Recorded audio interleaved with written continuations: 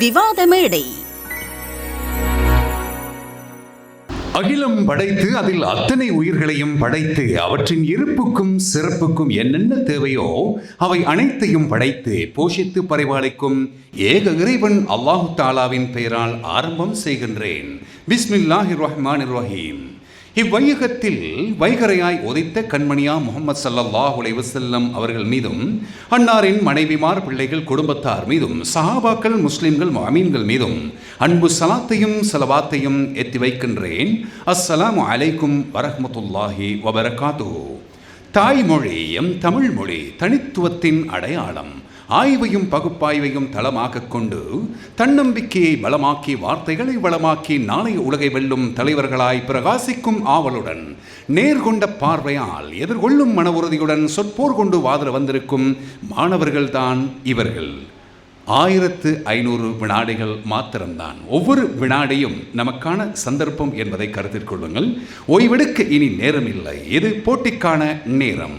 அறிவை விதையாக்கி வார்த்தைகளை வளமாக்கி விமர்சன ரீதியில் மாணவர்களை சிந்திக்க தூண்டும் வானொலி நிகழ்ச்சி இலங்கை வானொலி முஸ்லிம் சேவை மற்றும் ARM குரூப் ஆஃப் கம்பெனிஸ் நிறுவனங்கள் இணைந்து நடாத்தும் அனுராதபுரம் மாவட்ட தமிழ் மொழி மூல பாடசாலை மாணவர்களுக்கு இடையிலான அந்த வாத திறமையை விரிவுபடுத்தும் நிகழ்ச்சி த டிபேட் விவாத மேடை நிகழ்ச்சிக்குள் உங்களை அழைத்துச் செல்லுகின்றோம். இந்நிகழ்ச்சிக்கு பிரதான அனுசரணை வழங்குகிறார்கள் ARM குரூப் ஆஃப் கம்பெனிஸ் நிறுவனத்தார்.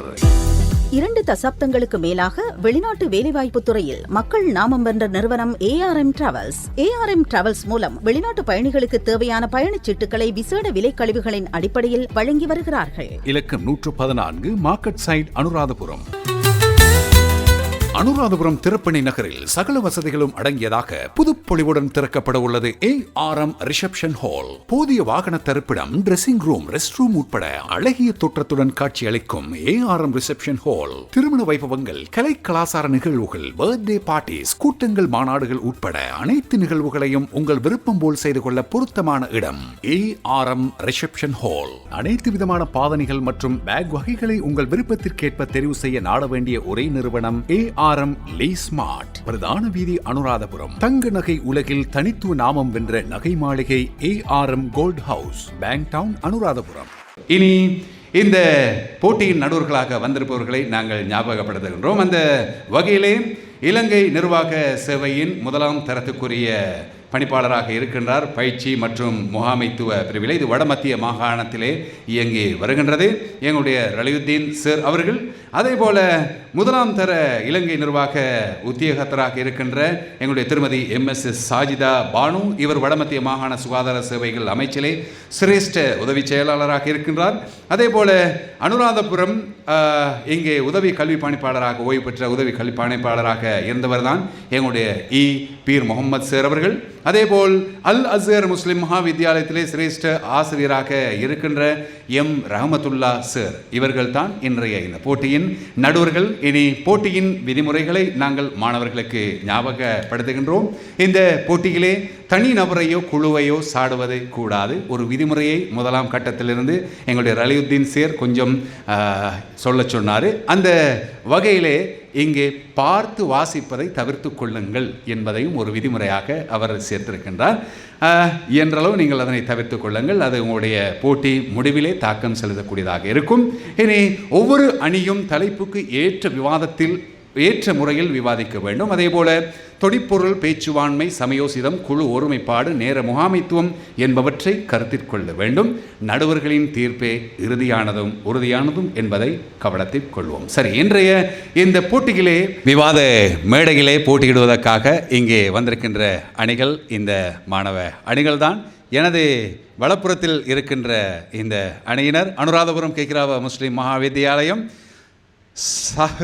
சர்வா பேகம் தலைமையிலான அந்த அணி. எனவே இங்கே எனது இடப்புறத்தில் இருக்கின்றவர் ஒரு குட்டி பிள்ளை, ஆனால் நான் நினைக்கின்றேன் காரம் பெரிதாக இருக்கும் அப்படி சொல்லுவாங்க. சரி, இவர் ஜைனப் ஜாரா, அனுராதபுரம் ஜாகிரா கல்லூரி மாணவ அணியினர் தான் இவர்கள். சரி, முதலில் நாங்கள் இவர்களுடைய தலைப்பு என்ன என்று பார்க்கலாம். இயற்கை அனர்த்தத்திற்கு காரணம் யார்? மனிதனா அல்லது இயற்கையா என்பதுதான் இன்றைய இந்த விவாதத்துக்கான தலைப்பு. இவர்கள் சொல்ல போகின்றார்கள் இயற்கை தான் அதற்கு காரணம், இவர்கள் சொல்ல போகின்றார்கள் மனிதன்தான் இதற்கு காரணம். சரி, நாங்கள் இப்பொழுது நேரடியாக நாங்கள் இந்த விவாதத்துக்கு உங்களை அழைத்து செல்கின்றோம். முதலில் சந்தர்ப்பத்தை வழங்குகின்றோம் கெக்கிராவ முஸ்லிம் மகா வித்தியாலயத்திற்கு. அதன் அணியின் தலைவி ஏஜே சர்வா பேகம் இப்பொழுது தயாராக இருக்கின்றார். மணி ஒலித்ததன் பின்னர் விவாதத்திற்கு செல்லலாம். நீதியை நிறைவேற்றும் நடுவர் அவர்களுக்கும், வாதத்தில் வலிமை காட்டும் என் தரப்புவாதிகளுக்கும் என் எதிர்த்தரப்புவாதிகளுக்கும் இச்சபைக்கும் எனது சலாம். அஸ்ஸலாமு அலைக்கும் வரஹ்மத்துல்லாஹி வபரகாத்துஹு. எங்கள் அணியினருக்கு வழங்கப்பட்ட தலைப்பானது இயற்கை அனர்த்தம் ஏற்படுவதற்கு காரணம் இயற்கையே. ஆம், இதில் என்ன சந்தேகம் வேண்டியிருக்கிறது? இயற்கை அனர்த்தம் ஏற்படுவதற்கு காரணம் இயற்கைதான். செயற்கை மனித செயற்பாடுதான் காரணம் என்றால் இந்த சுனாமி, சூறாவளி, நிலநடுக்கம், எரிமலை வெடிப்பு இதெல்லாவற்றிற்கும் நீங்கள் யாரை காரணம் கூறுவீர்கள்? மேலும் மனிதன் சூழலில் உள்ள ஒரு கூரே தவிர அவனால் இந்த இயற்கையை கட்டுப்படுத்த முடியாது. மேலும் நிலநடுக்கம் என்பது புவியில் உள்ள அடுக்குகளில் ஏற்படும் மோதல்கள், நிலை மாற்றங்களின் போது தான் ஏற்படுகிறது. இதற்கு நீங்கள் எவ்வாறு மனிதனை காரணம் என்பீர்கள்? எரிமலை வெடிப்பு ஏற்படும் பொழுது வெப்பமான லாவா மற்றும் வெளியே ஏற்படுகின்ற புகை இதுகளால் ஏற்படுகின்றது. இதற்கு எப்படி நீங்கள் மனிதனை காரணம் என்றீர்கள்? நீங்கள் மனிதன் தான் காரணம் என்றால் ஜப்பான் எவ்வளவு பெரிய நாடு, அந்த நாட்டில் அடிக்கடி ஏற்படக்கூடிய ஒன்றுதான் சுனாமி. அதற்கு மனிதன் தீர்வு கொண்டிருக்க வேண்டாமா? மனிதனால் இயற்கை அனர்த்தம் ஏற்படும் என்றால் அழிக்கும் அவனுக்கு அதை காப்பாற்ற தெரிய வேண்டும் தானே? அப்படி என்றால் ஏன் இத்தனை நாட்கள் அவன் அதை காப்பாற்றவில்லை? மேலும் அரபு நாடுகள் உங்களுக்கு நன்றாகவே தெரியும், அங்கு எப்பொழுதுமே சூறாவளி ஏற்பட்டு கொண்டிருக்கிறதே. அதையும் அப்படி என்றால் மனிதன் கட்டுப்படுத்தியிருக்க வேண்டாமா? ஏன் கட்டுப்படுத்தவில்லை? அவன் கட்டுப்படுத்தவில்லை. ஏன் கட்டுப்படுத்தவில்லை? அதற்கு காரணம் அது இயற்கை அனர்த்தம். இயற்கை அனர்த்தம் ஏற்படுவது இயற்கையினால் தான். அதனால் தான் மனிதன் அதில் கட்டுப்படுத்தாமல் இருக்கின்றான். மேலும் மனிதனுடைய செயற்பாடுதான் இயற்கை அழிவதற்கு காரணம் என்று கூறுகிறீர்களே. பெருவெடுப்பு கொள்கை எல்லாரும் அறிந்ததே. அது ஏற்படும் பொழுது இந்த உலகத்தில் எந்த மனிதன் வாழ்ந்தான்? அது அப்பொழுது எவ்வாறு நிகழ்ந்தது? இயற்கை அனர்த்தம் தானே. மேலும் எனவே இவ்வுலகை படைத்தவன் தான். எனவே இயற்கை அனர்த்தங்களுக்கு இயற்கையே தான் காரணம் என்று கூறி என் ஆடித்தனமான கருத்தை முன்வைத்து விடைபெறுகிறேன். நன்றி. நல்லது. அது கெக்கிராவ முஸ்லிம் மகா வித்தியாலய விவாத அணியின் தலைவி சர்வா பேகம் பல கேள்வி கணைகளை தொடுத்து எதிர் அணியை விவாதத்துக்கு தூண்டும் அந்த அணிக்கு பதிலடி கொடுக்க இப்பொழுது எங்கே ஜஹிரா கல்லூரியின் அந்த அணி தலைவி ஜைனப் ஜாராவுக்கு சந்தர்ப்பத்தை வழங்குகின்றோம். மணி ஒலித்ததன் பின்னர் நீங்கள் விவாதிக்க முடியும். இன்று நமக்கு கிடைக்கப்பட்ட தலைப்பானது இயற்கை அனர்த்தங்களுக்கு காரணம் மனித செயற்பாடுகளே ஆகும். ஆம் நடுவர் அவர்களே, மனித செயற்பாடுகளே ஆகும். மனித செயற்பாடுகளே ஆகும் என்று ஆணித்தனமாக நான் உறுதியோடு கூறிக்கொள்கின்றேன். மேலும் எனது தலைப்பை நான் மிகவும் 3 வியூகத்தின் ஊடாக உமக்கு விளக்கி நகர்த்தி செல்லலாம் என்று நினைக்கின்றேன். முதலாவதாக இயற்கை அனர்த்தம் என்றால் என்ன? இரண்டாவது வியூகமாக இயற்கை அனர்த்தங்களின் வகைகள். மூன்றாவது வியூகமாக இயற்கை அனர்த்தத்திற்கு காரணமான மனித செயற்பாடுகளின் தாக்கம் எத்தகையானது என்று உமக்கு விளக்கிச் செல்ல ஒரு தலைவியாக இங்கு வந்துள்ளேன். முதலில் தலைவி என்ற வகையில் எனது வியூகத்தை நான் விளக்குகின்றேன். முதல் வியூகமான இயற்கை அனர்த்தம். இயற்கை அனர்த்தம் என்று நோக்கும் போது நாங்கள் முதலில் நோக்க வேண்டியது இயற்கையான இடர். இயற்கையான இடர் என்று யாது என்று எதிர் தரப்பினரே உமக்கு தெரியுமா? இயற்கையான இடர் என்று கூறும்போது இயற்கையாக சூழலுக்கு ஏற்படும் சேதம் மனிதருக்கோ இயற்கையில் காணப்படுகின்ற உயிர்களுக்கோ இல்லை வேறு காணப்படுகின்ற சொத்து உடைமை சேதங்களுக்கு ஏற்படுவதல்ல. இயற்கையான இந்த இடரானது மனித செயற்பாடுகளினால் உச்ச அளவிற்கு ஓங்கும் போதே அது இயற்கை அனர்த்தமாக மாறுகிறது. மேலும் நோக்குவோமானால் எதிர் தரப்பினர் நோக்கிய கருத்துகளின் அடிப்படையும் நானும் வருகிறேன். இயற்கை அனர்த்தத்தின் வகையை நோக்குவோமானால் இயற்கை அனர்த்தங்கள் வெள்ளப்பெருக்கு, மண் சரிவு, பனிப்பாறை சரிவு மேலும் நோக்கும் போது பல்வேறு காணப்படுகிற இவை அனைத்தும் எனது மூன்றாவது வியூக அடிப்படையில் முரணான முறையற்ற கட்டடங்கள் மேலும் நோக்குவோமானால் நல்லது. விளக்கம் நிறையவே இருக்கின்றது. நேரம் முடிந்து விட்டது. எனது வாதமே முறையானது என்று கூறி எனது வாதத்தை நிறைவு செய்கிறேன். நல்லது. அது ஜைனப் சாரா, நிறைய விளக்கங்கள் இருக்கின்றன, நிறைய பேச வேண்டும். இது உண்மையிலேயே விளக்கம் கொடுக்கின்ற ஒரு இடம் கிடையாது, விவாதிக்கின்ற ஒரு இடம் என்பதை நாங்கள் மறந்துவிடக் கூடாது. இனி அவரை எதிர்த்து வாதிடுவதற்காக எதிரணிக்கு சந்தர்ப்பத்தை வழங்குகின்றோம். கெக்ராவ முஸ்லிம் மகாவித்யாலயம், அதில் சபிஹா தானா. இயற்கை அனர்த்தங்கள் இயற்கையினாலேயே ஏற்படுகின்றது.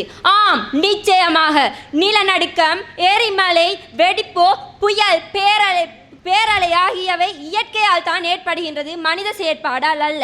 இன்னும் புவியினுள் நிகழும் புவி சுழற்சி, புவி தட்டுக்கள், லாவா குழம்புகள் இவையும் மனித செயற்பாடால் அல்ல, இயற்கை அனர்த்தங்களினால் தான் ஏற்படுகின்றது, இயற்கை தான்.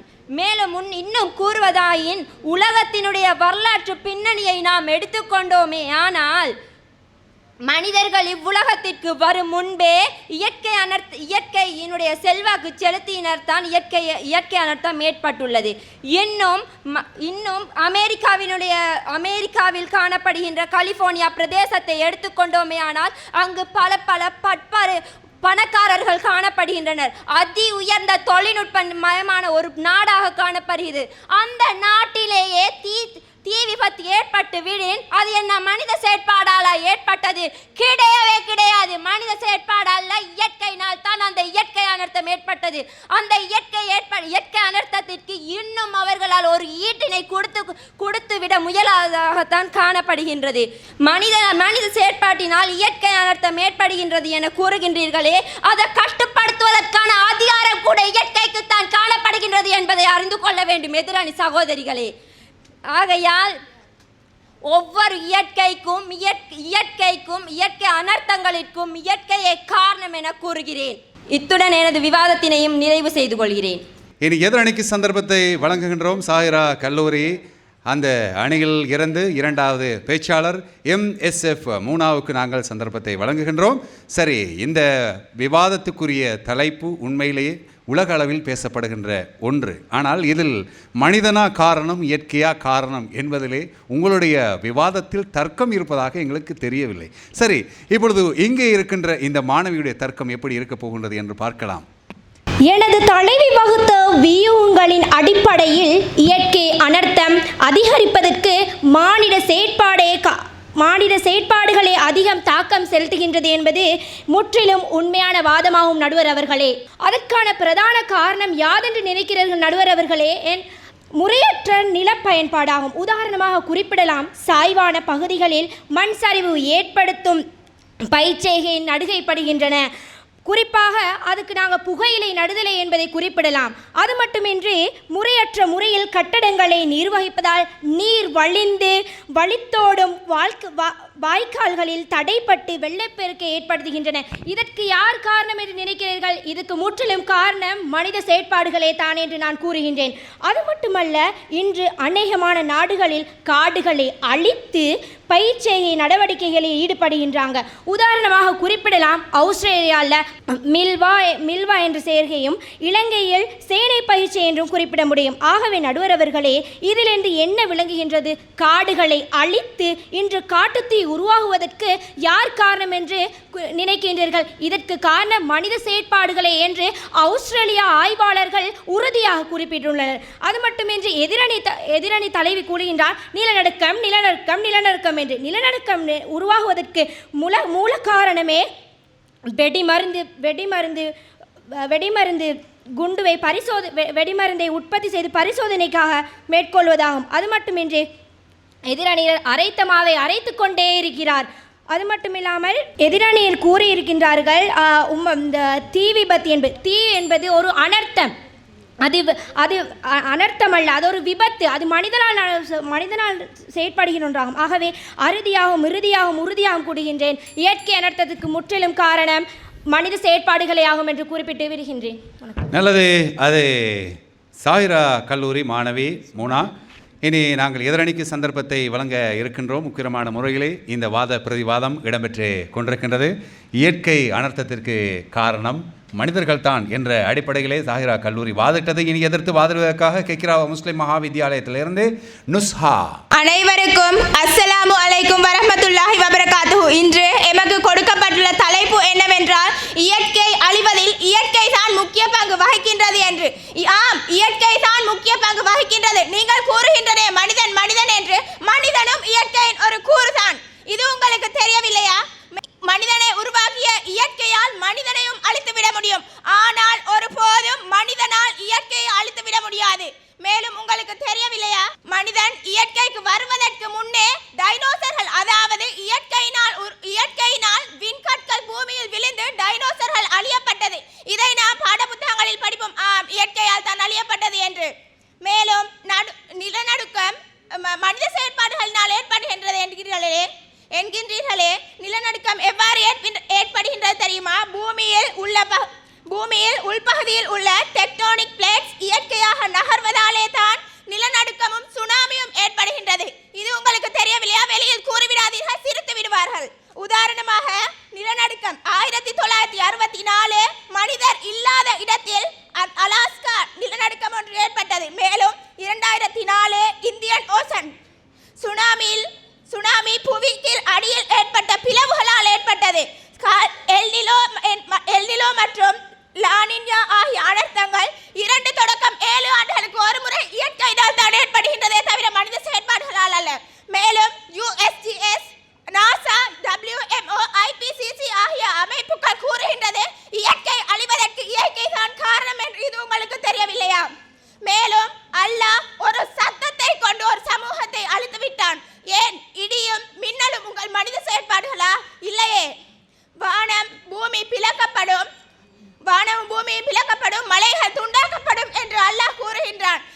எனவே இயற்கை அழிவதற்கு காரணம் என்று ஆணித்தரமாக அடித்து கூறி எனது விவாதத்தை நிறைவு செய்கின்றேன். நன்றி. நல்லது.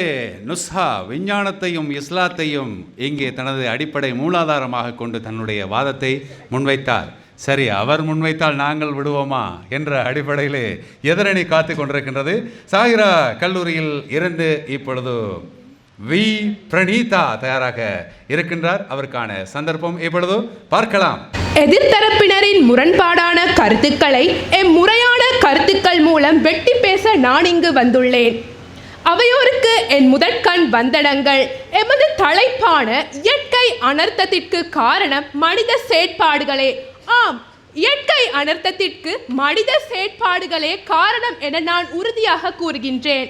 ஏனென்றால் எதிர்த்தரப்பினர் கூறியிருந்தார் எரிமலை வெடிப்பிற்கு யார் காரணம் என்று. இயற்கை அனர்த்தம் தான் காரணம் என்று கூறுகிறார்கள். அதற்கான ஆதாரம் எங்கே தோழர்களே? உங்களிடம் அதற்கான ஆதாரம் உண்டா? இல்லை. நான் கூறுகின்றேன், கேளுங்கள். எரிமலை வெடிப்பிற்கு காரணம் 2 செலுத்துகின்றன. ஒன்று வெப்பம், அடுத்ததாக அமுக்கம். நீங்கள் அதனை அறியவில்லையா? அல்லது மறைந்து விட்டு பேசுகிறீர்களா? மறைக்கத்தான் பார்க்கிறீர்களா? அதாவது வெப்பம் எதன் மூலம் வெளியேறுகின்றது? இயற்கையாலேயா வெப்பம் வெளியேறுகின்றது? மனிதர்களாலேயே தானே வெப்பம் வெளியேறுகின்றது. இதனை நடுவர்கள் கூட அறிந்திருப்பார்கள். ஆனால் நீங்கள் என்ன கூறுகின்றீர்கள்? எரிமலை வெடிப்பிற்கு காரணம் இயற்கை என்று கூறுகின்றீர்கள். அது மட்டுமின்றி நீங்கள் கூறினீர்கள் 2004ஆம் ஆண்டு சுனாமி இலங்கையில் ஏற்பட்டதற்கான காரணம் இயற்கையினாலே என்று கூறினீர்கள். அதற்கும் உங்களிடம் ஆதாரம் உள்ளதா? எங்காவது அதற்கு ஆதாரம் உங்களிடம் உள்ளதா? இல்லை. நான் கூறுகின்றேன், கேளுங்கள். அதாவது 2004ஆம் ஆண்டு இலங்கையில் சுனாமி ஏற்பட்டதற்கான காரணம் தகட்டசைவின் பிளவினாலே. தகட்டசைவின் பிளவு இயற்கையினாலேயா ஏற்படுகின்றது? எங்காவது அதற்கு ஆதாரம் இருக்கின்றதா இயற்கையினாலேயே உள்ளது என்று? அதாவது மனிதன் செயற்பாடுகள் காரணமாகவே மனிதன் தற்பொழுது கட்டிடங்களை கட்டுகின்றான். அது மட்டுமின்றி வீணான செயற்பாடுகளில் ஈடுபடுகின்றான். அதனாலேயே நிலத்தின் பிளவு ஏற்பட்டது என கூறி அறுதியும் இறுதியுமாக கூறுவது என்னவென்றால் இயற்கை அனர்த்தத்திற்கு காரணம் மனித செயற்பாடுகளே என்று கூறி விடைபெறுகின்றேன். நன்றி. நல்லது. பிரணீதாவுடைய அந்த வாதத்திலே மனிதன் தான் காரணம் என்ற அடிப்படையிலே அமைந்திருந்தது. இயற்கை அனர்த்தத்திற்கு நாங்கள் தகட்டோச விசையெல்லாம் நாங்கள் கேள்விப்பட்டிருக்கின்றோம். அதிலே மண்ணுக்கு கீழ் இந்த பூமிக்கு கீழ் என்ன இடம்பெறுகின்றது, அதற்கு இயற்கை தான் காரணம் என்று இவர்கள் சொன்னாரும் இல்லை, மனிதர்கள் தான் காரணம் என்று நீங்கள் சொல்லுகின்றீர்கள். சரி, இறுதியாக சந்தர்ப்பம் இந்த விவாதத்தை தொகுத்து இரண்டாவது சுற்றிலே அந்தந்த அணியினருக்கான சந்தர்ப்பத்தை நாங்கள் வழங்க இருக்கின்றோம். இப்பொழுது எனது வலதுபுறத்தில் இருக்கின்ற கேக்கிராவ முஸ்லீம் மகாவித்தியாலயத்திற்கு மீண்டும் இரண்டாவது சுற்றுக்கு உங்களை அழைத்து செல்ல இருக்கின்றோம். அங்கே சர்ஃபா பேகத்துக்கு நாங்கள் சந்தர்ப்பம் இறுதியாக இரண்டாவது சுற்றிலே. எதிரானி சகோதரிகளே, அரைத்த மாவை அரைப்பதாக கூறுகிறீர்களே, நாங்களாவது அரைத்த மாவை அரைக்கிறோம், நீங்கள் மாவே இல்லாமல் அரைத்துக் கொண்டிருக்கிறீர்களே, இது உங்களுக்கு புரியவில்லையா? மேலும் நீங்கள் கூறினீர்களே வெள்ளப்பெருக்குக்கு மனிதன் காரணம் என்று. மூசா நபியுடைய காலத்தில் தூஃபான் வெள்ளப்பெருக்கு ஏற்பட்டது, அதற்கு எந்த மனிதனை நீங்கள் காரணம் என்று கூறுவீர்கள்? மேலும் கூறினீர்களே இயற்கை தகடால் தான் சுனாமி ஏற்பட்டது என்று நீங்களே ஒப்புக்கொண்டதன் பின்னர் இந்த விதண்டாவாதம் எதற்கென்று நான் கேட்கிறேன். மேலும் ஆதாரம் கேட்டீர்களே, நாங்கள் கூறியதற்கு என்ன ஆதாரம் என்று. இப்பொழுது கூறுகிறேன், உங்கள் இரண்டு செவிகளாலும் நன்றாக கேட்டுக்கொள்ளுங்கள். புவி அடியில் ஏற்பட்ட பிளவுகளால் தான் 2004 இந்தியன் ஓசனில் சுனாமி ஏற்பட்டது என்று நன்றாக கூறினமே, இது உங்களுக்கு கேட்கவில்லையா? எங்கு பார்த்து கொண்டிருந்தீர்கள்? மேலும் ஒன்றை கேட்கிறேன், என் எதிர்த்தரப்பு தலைவி கூறினார் இயற்கை அனர்த்தம் என்றால் என்ன, இயற்கை அனர்த்தத்தின் வகைகளை கூறினாரே, அதற்கு மனிதன் காரணம் என்று நிரூபித்தாரா? இதில் நீங்கள் எங்களை அரைத்தமாவை அரைப்பதாக கூறிக்கொண்டிருக்கிறீர்கள். உங்களுக்கு மேலும் கூறினீர்களே வெப்பத்தால் தான் பனி உருகுகிறது என்று. நான் கேட்கிறேன், மனிதனால் தான் வெப்பம் ஏற்படுகிறது என்றீர்களே, அப்படி என்றால் சூரியன் என்ன பனியை பொழிந்து கொண்டிருக்கிறது உங்களுடைய நாடுகளில்?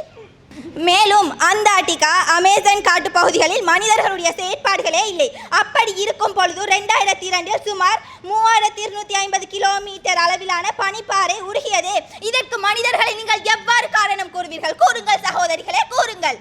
இதிலிருந்து உங்களுக்கு தெரியவில்லையா இயற்கையை அழிப்பது இயற்கை தான் என்று? நீங்கள் எவ்வாறு மனிதனை கூறிக்கொண்டிருக்கிறீர்கள்? மேலும் எல்லா சமயங்களும் கூறுகிறது மனிதன் இந்த இயற்கையுடைய கூறு என்று. மனிதன் இந்த இயற்கையுடன் கூறாக இருக்கும் பொழுது அந்த இயற்கையை மனிதன் எவ்வாறு அழைப்பான்? எனவே இறுதியுமாக கூறுகின்றேன், இயற்கை அனர்த்தத்துக்கு இயற்கை மாத்திரமே காரணம் என்று. நன்றி. நல்லது.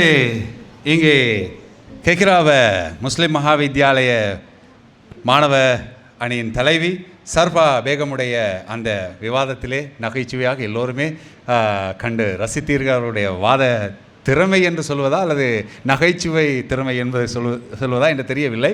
நடுவர்கள் தான் தீர்மானிக்க வேண்டும். என்ன குறை என்றால் எல்லோருமே இங்கே பார்த்து வாசிக்கின்றார்கள். என்ன பொருள் இருந்தாலும் அது இந்த விவாதத்துக்கு கொஞ்சம் தவிர்த்து கொள்ள வேண்டிய ஒரு விடயம். சரி, நாங்கள் எதிர்த்தரப்புக்கு சந்தர்ப்பத்தை வழங்க இருக்கின்றோம். சாகிரா கல்லூரியின் அந்த அணியின் தலைவி ஜைனப் சாரா, ஏற்கனவே எல்லாரும் சொல்கிற மாதிரி தொட்ட இடத்திலிருந்து விட்டு செல்லுங்க. சந்தர்ப்பம் அவருக்கு. மீண்டும் ஒரு முறை தொகுப்புரையில் அனைவரையும் சந்திப்பதில் மகிழ்ச்சி அடைவதோடு எனது எதிர்த்தரப்பினரின் ஒரு சில முரண்டான சிறுவர்த்தனமான வாதங்களுக்கு எதிர்ப்பை வழங்குவதற்காக காத்திருக்கின்றேன். முதலில் இருந்தே ஆரம்பிக்கின்றேன். என் தரப்பினரோ இயற்கை அழிவிற்கு மனிதன், அதாவது இயற்கை அனர்த்தத்திற்கு மனித செயற்பாடு காரணம் என்று நிரூபித்து விட்டனர். இன்னும் புரியவில்லை என்றால் நான் எவ்வாறு புரிய வைப்பது என்று அறியாமல் தவிக்கிறேன். இருந்தாலும் பரவாயில்லை, என் வகையிலும் நான் உணர்த்துகிறேன் உமக்கு. முதலில் நீங்கள் நிலநடுக்கம், இந்த புவித்தட்டுகளின் அசைவை பற்றி கதைக்கிறீர்களே, புவித்தட்டானது என்ன ஆறறிவு உள்ளதா? அதற்கு அசையத்தான் முடியுமா இயற்கையாகவே? இல்லை. இந்த குண்டு போன்று வெடிப்பொருட்களை மனிதர்கள் பரிசோதனை செய்கின்றேன் என்று ஒரு மூலையில் அவன் செய்கின்ற வேலையினால் இன்னொரு மூலையில் புவித்தட்டு அசைகின்றது, அதனால் பிளவு ஏற்படுகின்றது. அவ்வாறே சுனாமி போன்றவை உருவாகின்றன. இதற்கு எத்தனையோ ஆதாரங்கள் எவ்வளவோ விஞ்ஞானிகள் நிரூபித்து விட்டனர். இன்னும் உமக்கு புரியவில்லை. மேலும் எதிர்த்தரப்பு தலைவி கூறியிருந்தார் வெப்பத்தை பற்றி. சூரியன் எம் மீது வெப்பத்தை பொழியவில்லை என்று நாங்கள் சொல்லவில்லை. ஆனால் வெப்ப அதிகரிப்புக்கு காரணம் இயற்கையில் அல்ல, மனித செயற்பாடே காரணம்.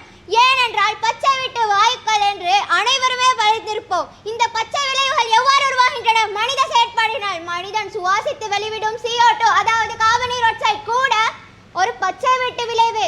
இந்த பச்சை வீட்டு விளைவினால் கூட சூழலில் உள்ள வெப்பநிலை அதிகரிக்கின்றது. இது உமக்கு அறியவில்லையா? இல்லை, அறிந்தும் அறியாமலும் மறைத்து பேசுகிறீரா என்று எனக்கு புரியவில்லை. மேலும் நாம் நோக்கமானால் இங்கு இன்னும் எல்னோல் ஆனனோ பற்றி இரண்டாம் தரப்பு பிரதிவாதி பேச்சாளர் பேசியிருந்தார். எல்னோல் ஆனனோ என்றால் என்னவென்று உமக்கு தெரியுமா? எல்னோல் ஆனனோ என்பது மழை எரிமலை வெடிப்பல்ல. இதற்கு கூட விளக்கம் அறியாமல் நீங்கள் இயற்கை அளிக்கின்றது என்று எவ்வாறு கூற முடியும்? மேலும் இறுதியுமாக கூறுகிறேன், நல்லது, இனத்திற்கு காரணம் மனித செயற்பாடு மட்டுமே ஆகும். நன்றி. இந்த அனுராதபுரம் மாவட்ட தமிழ் மொழி மூல பாடசாலைகளுக்கு இடையிலான இந்த விவாத மேடை நிகழ்ச்சி, த டிபேட், அனுராதபுரம் திறப்பிணை ARM தாரிக் ரிசப்ஷன் ஹாலிலே இடம்பெற்று கொண்டிருக்கின்றது என்பதை நாங்கள் மகிழ்ச்சியுடன் தெரிவித்து கொள்கின்றோம். உங்களுடைய விவாதத்திலே சிலருக்கு சந்தோஷம் இருக்கிறது, நல்லா பேசினாங்க அப்படின்னு சொல்லி பார்க்குறவங்களுக்கு. ஆனால் நடுவர்கள் அவர்களுக்கு கொடுக்கப்பட்ட விதிமுறைகள் ஏற்கனவே உங்களுக்கும் நாங்கள் வழங்கியிருந்தோம். அதன் அடிப்படையில் புள்ளிகளை வழங்கப் போகின்றார்கள். யாரோ ஒருவர் வெற்றி பெறலாம், யாரோ ஒருவர் இந்த சுற்றில் இருந்து வெளியேறலாம். எதையும் தாங்கும் இதயம் வேண்டும் என்ற அடிப்படையில் நாங்கள் அந்த இறுதி முடிவுக்காக காத்திருக்கின்றோம். அதுவரை விடைபெறலாம். 2 தசாப்தங்களுக்கு மேலாக வெளிநாட்டு வேலைவாய்ப்பு துறையில் மக்கள் நாமம் வென்ற நிறுவனம் ARM டிராவல்ஸ். ARM டிராவல்ஸ் மூலம் வெளிநாட்டு பயணிகளுக்கு தேவையான பயணச்சீட்டுகளை விசேட விலை கழிவுகளின் அடிப்படையில் வழங்கி வருகிறார்கள். இலக்கம் 114, மார்க்கெட் சைட், அனுராதபுரம். அனுராதபுரம் திறப்பிணை நகரில் சகல வசதிகளும் அடங்கியதாக புதுப்பொலிவுடன் திறக்கப்பட உள்ளது ARM ரிசப்ஷன் ஹால். போதிய வாகன தரிப்பிடம், டிரெஸ்ஸிங் ரூம், ரெஸ்ட் ரூம் உட்பட அழகிய தோற்றத்துடன் காட்சி அளிக்கும் ARM ரிசப்ஷன் ஹால் திருமண வைபவங்கள், கலை கலாசார நிகழ்வுகள், பர்த்டே பார்ட்டிஸ், கூட்டங்கள், மாநாடுகள் உட்பட அனைத்து நிகழ்வுகளையும் உங்கள் விருப்பம் போல் செய்து கொள்ள பொருத்தமான இடம் ARM ரிசப்ஷன் ஹால். அனைத்து விதமான பாதணிகள் மற்றும் பேக் வகைகளை உங்கள் விருப்பத்திற்கேற்ப தெரிவு செய்ய நாட வேண்டிய ஒரே நிறுவனம் ARM லீ ஸ்மார்ட். பிரதான வீதி, அனுராதபுரம். தங்க நகை உலகில் தனித்துவ நாமம் வென்ற நகை மாளிகை ARM gold house, bank town, Anuradhapura. தங்களுடைய நிலை என்ன? யார் வெற்றி பெற்றது? யார் இந்த போட்டியிலிருந்து நீக்கப்படுகின்றார்கள் என்ற விடயம் உங்களுக்கும் கேள்விக்குறியாக இருக்கும். நடுவர்கள் அங்கே அந்த புள்ளியிடலோடு அதற்கான விவரத்தை அறிவிப்பதற்கு தயாராக இருக்கின்றார்கள். இவர்களில் யார் வெற்றியாளர்கள், யார் தோல்வியாளர்கள், யார் இந்த போட்டியிலிருந்து நீக்கப்படுகின்றார்கள் என்பதை அறிந்து கொள்வதற்கு முன்னர் இவர்களில் ஒரு சிறந்த பேச்சாளர், சிறந்த ஒரு டிபேட்டர் இருக்கின்றார். அவரை நாங்கள் கட்டாயம் இந்த இடத்திலே பாராட்டியாக வேண்டும். அந்த வகையிலே கெக்கிராவ முஸ்லிம் மகா வித்தியாலயத்தை சேர்ந்த சிறந்த பேச்சாளர் IF நுஷா பேகம். நுஷா பேகத்துக்கு எங்களுடைய வாழ்த்துக்கள். நடுவரின் பக்கம் உங்களை அழைத்து செல்கின்றோம். அங்கே தீர்ப்பை வழங்குவதற்காக எங்களுடைய முதலாம் தர இலங்கை நிர்வாக சேவை உத்தியோகத்தர், அதே போல பயிற்சி மற்றும் முகாமைத்துவ பணிப்பாளர் வடமத்திய மாகாண சபையில் இயங்கி வருகின்ற நிறுவனம் எங்களுடைய ரலியுத்தீன் சார் அவர்களுக்கு சந்தர்ப்பம். ஒரு அணியில் இருக்கின்ற 3 போட்டியாளர்களும் தாங்கள் சொல்லவிருக்கின்ற விடயம் தொடர்பான முக்கியமான பாயிண்ட்டுகளை எழுதி எடுத்து இந்த 2 நிமிஷத்துக்குள்ளே நான் எந்த பாயிண்ட்டை சொல்ல வேண்டும் என்று தீர்மானிக்கவும் வேண்டும். ஒரே ஒரு